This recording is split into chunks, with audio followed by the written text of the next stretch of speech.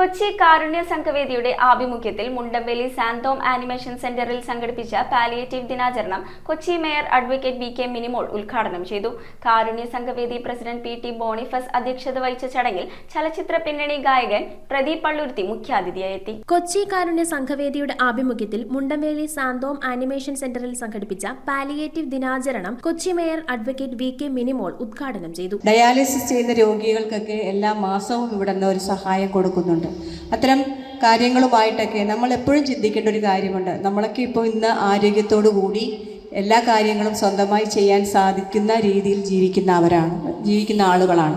പക്ഷെ നമ്മൾ ഒരു ദിവസം നേരം വെളുക്കുമ്പോൾ നമുക്ക് എണീക്കാൻ സാധിക്കുമോ എന്ന് തീരുമാനിക്കുന്നത് നമ്മുടെ ദൈവത്തിൻ്റെ കയ്യിലാണ് ജനനവും മരണവും.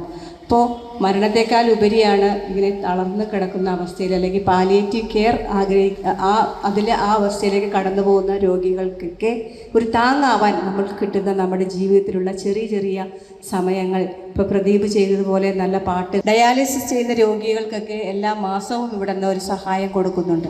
അത്തരം കാര്യങ്ങളുമായിട്ടൊക്കെ നമ്മൾ എപ്പോഴും ചിന്തിക്കേണ്ട ഒരു കാര്യമുണ്ട്. നമ്മളൊക്കെ ഇപ്പോൾ ഇന്ന് ആരോഗ്യത്തോടു കൂടി എല്ലാ കാര്യങ്ങളും സ്വന്തമായി ചെയ്യാൻ സാധിക്കുന്ന രീതിയിൽ ജീവിക്കുന്ന ആളുകളാണ്.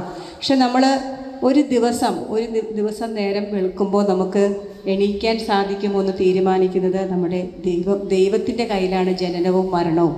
അപ്പോൾ മരണത്തെക്കാൾ ഉപരിയാണ് ഇങ്ങനെ തളർന്ന് കിടക്കുന്ന അവസ്ഥയിൽ അല്ലെങ്കിൽ പാലിയേറ്റീവ് കെയർ ആ അവസ്ഥയിലേക്ക് കടന്നു പോകുന്ന രോഗികൾക്കൊക്കെ ഒരു താങ്ങാവാൻ നമ്മൾക്ക് കിട്ടുന്ന നമ്മുടെ ജീവിതത്തിലുള്ള ചെറിയ സമയങ്ങൾ. ഇപ്പോൾ പ്രദീപ് ചെയ്തതുപോലെ നല്ല പാട്ടുകൾ കൊണ്ട് അല്ലെങ്കിൽ അവരെ ചിരിപ്പിക്കാൻ, അവരെ നിരാശയിലേക്ക് മാറിക്കാതെ അവരുടെ മനസ്സിന് ബലം കൊടുത്തുകൊണ്ട് അവരുടെ ഒപ്പമുണ്ട് നാം എന്നൊരു കരുതൽ അവർക്ക് നൽകിക്കൊണ്ട് മുന്നേറാൻ നമുക്ക് എല്ലാവർക്കും സാധിക്കണം. നഗരസഭയുടെ പരിധിയിൽ വരുന്ന ഓരോ ഡിവിഷനിലും വിവിധ രോഗങ്ങളാൽ വേദന അനുഭവിക്കുന്നവരെ കണ്ടെത്തി അവർക്ക് സാന്ത്വനവും സഹായവും നൽകുന്നതിന് കൊച്ചി നഗരസഭ പ്രത്യേക പരിഗണന നൽകുമെന്ന് മേയർ പറഞ്ഞു. കാരുണ്യ സംഘവേദി പ്രസിഡന്റ് പി.ടി. ബോണിഫസ് ചടങ്ങിന് അധ്യക്ഷത വഹിച്ചു.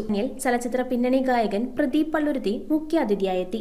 കേരളത്തിൽ പാലിയേറ്റീവ് പരിചരണ പരിപാടി ആദ്യമായി ആരംഭിച്ചത് 1993 കോഴിക്കോട് മെഡിക്കൽ കോളേജിലാണ്. മെഡിക്കൽ കോളേജിൽ വിവിധ രോഗങ്ങളുമായി അവശത അനുഭവിച്ച് അവിടെ എത്തിച്ചേരുന്ന ആ രോഗികളെ പരിചരിക്കുന്നതിന് വേണ്ടി തുടങ്ങിവെച്ച ഒരു പ്രസ്ഥാനമാണ് പാലിയേറ്റീവ്.